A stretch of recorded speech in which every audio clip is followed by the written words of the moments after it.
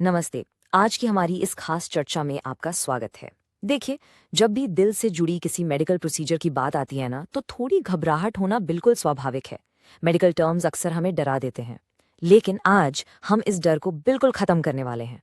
हम एंजियोप्लास्टी को बहुत ही आसान और शांत तरीके से समझेंगे, ताकि आपको पता चले कि असल में होता क्या है। और यकीन मानिए, ये उतना डरावना बिल्कुल नहीं है जितना लोग अक्सर सोचते हैं। तो आज हम किन चीजों पर बात करने वाले हैं? सबसे पहले एंजियोप्लास्टी आखिर है क्या? फिर इसके मुख्य चरण स्टेंट और बैलून कैसे काम करते हैं, रिकवरी का समय और आखिर में इसके जोखिम और जरूरी सावधानियां। चलिए, सबसे पहले हिस्से से शुरू करते हैं।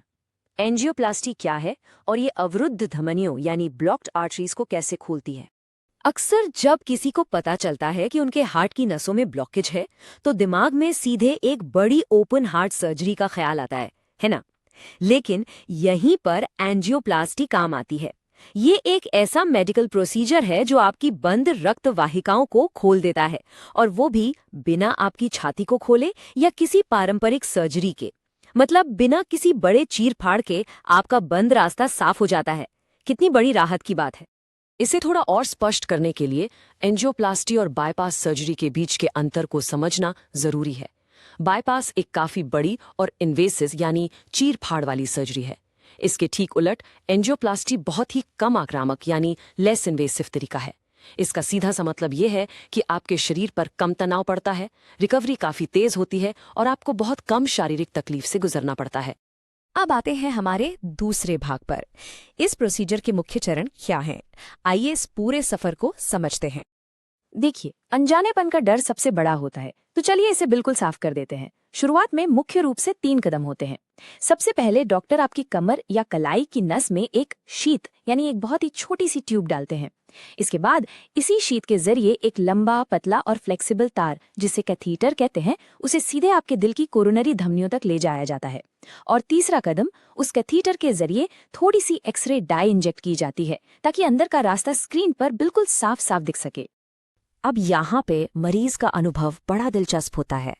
जैसे ही वो एक्सरे डाई आपके शरीर में जाती है ना, आपको अचानक से एक गर्माहट या गर्म फ्लशिंग का एहसास हो सकता है।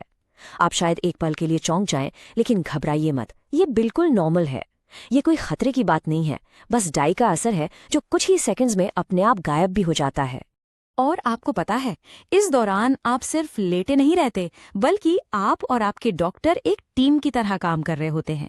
जब डॉक्टर स्क्रीन पर देख रहे होते हैं कि ब्लॉकेज कहाँ है, तो वो आपको कुछ आसान से निर्देश देंगे। जैसे वो आपसे गहरी सांस लेने और उसे कुछ सेकंड रोकने के लिए कह सकते हैं। और फिर एक्सरे पूरा होने के बाद वो आपको खांसने के लिए कहेंगे। ऐसा इसलिए क्योंकि खांसने से उस एक्सरे डाई को आपकी नसों से जल्दी बाहर निकलने में मदद मिलती है ना? काफी आसान। अब हम पहुंचते हैं तीसरे और सबसे अहम हिस्से पर। स्टेंट और बलून का काम क्या है और ये रुकावट को कैसे ठीक करते हैं। तो जब डॉक्टर को ब्लॉकेज मिल जाता है, तो असल में होता क्या है? यहाँ मेडिकल साइंस का एक कमाल का मैकेनिज्म काम करता है। डॉक्टर उस ब्लॉकेज वाली जगह पर एक बहुत ही छोटा सा गुब्बारा यानी बलून फुलाते हैं। जैसे ही ये गुब्बारा फूलता है, वो उस सारे कचरे या प्लाक को नस की दीवारों की तरफ जोर से धकेल देता है। इसे 1-2 बार फुलाया जा सकता है, ताकि रास्ता अच्छे से चौड़ा हो जाए। और फिर उस रास्ते को हमेशा खुला रखने के लिए वहां एक जालीदार ट्यूब छोड़ दी जाती है, जिसे हम स्टेंट कहते हैं। यहाँ एक बहुत जरूरी बात समझनी है। जब वो गुब्बारा अंदर फूलता है, तो खून का बहाव कुछ पलों के लिए रुक जाता है। इसकी वजह से आपको उस वक्त सीने में हल्का सा दर्द या दबाव महसूस हो सकता है। अब ये सुनना थोड़ा डरावना लग सकता है, लेकिन मेरी बात मानिए, ये रुकावट इतनी छोटी होती है कि इससे आपके दिल को कोई भी नुकसान नहीं पहुंचता। ये दर्द बिल्कुल सुरक्षित है, और ये बस इस बात का इशारा है कि गुब्बारा अपना काम सही से कर रहा है। चलिए, अब बात करते हैं भाग 4 की, रिकवरी और अस्पताल से डिस्चार्ज के बारे में, यानी सामान्य जीवन में वापसी। अगर आप सोच रहे हैं कि इस सब में कितने दिन लगेंगे, तो ये टाइमलाइन देखकर आपको बहुत राहत मिलेगी। ब्लॉकेज कितने हैं, इस पर निर्भर करते हुए इस पूरी प्रक्रिया में सिर्फ 30 मिनट से लेकर अधिकतम 2 घंटे तक का ही समय लगता है। कैथीटर निकालने के बाद आमतौर पर महज 12 से 24 घंटों के अंदर ही आपको अस्पताल से छुट्टी मिल जाती है। मतलब अगले दिन आप अपने घर पर आराम कर रहे होते हैं। और सबसे कमाल की बात तो ये है, सिर्फ 1 हफ्ता। जी हाँ, कई मरीज तो इस प्रोसीजर के 1 हफ्ते के अंदर ही अपने रोजमर्रा के काम और अपनी नौकरी पर वापस लौट जाते हैं। जरा सोचिए, दिल की इतनी बड़ी समस्या का समाधान और सिर्फ 1 हफ्ते में जिंदगी वापस पटरी पर। इसीलिए तो एंजियोप्लास्टी को इतना क्रांतिकारी माना जाता है। अब आते हैं हमारे आखिरी और बहुत ही महत्वपूर्ण भाग 5 पर। इसके जोखिम क्या हैं और आपको अपने हृदय की सुरक्षा कैसे करनी है। देखिए, एंजियोप्लास्टी सुरक्षित जरूर है, लेकिन किसी भी मेडिकल प्रोसीजर की तरह इसके भी कुछ जोखिम होते हैं जिन्हें हम नज़रअंदाज नहीं कर सकते। इसमें मुख्य रूप से 2 चीज़ें शामिल हैं। पहला, जहां से कैथीटर डाला गया था, जैसे आपकी कलाई या कमर, वहां थोड़ी ब्लीडिंग हो सकती है। और दूसरा, जो कि ज्यादा गंभीर है, वो है नए लगाए गए स्टेंट के अंदर खून के थक्के या ब्लड क्लॉट्स का बनना। इस दूसरे जोखिम को थोड़ा ध्यान से समझना होगा, क्योंकि ये बहुत क्रिटिकल है।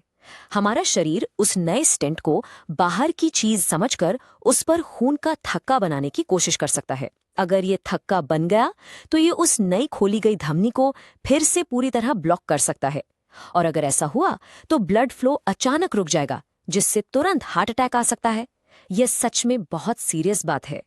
तो इन खतरनाक थक्कों को कैसे रोकें, इसके लिए आपको अपनी दवाइयां बहुत ही सख्ती से लेनी होंगी। क्लोपेडोग्रिल के साथ साथ एस्पिरिन लेना बेहद बेहद जरूरी है। ये दवाएं आपके खून को पतला रखती हैं और उस स्टेंट को बिल्कुल साफ और खुला रखती है। इसमें भूल चूक की कोई भी गुंजाइश नहीं है दोस्तों।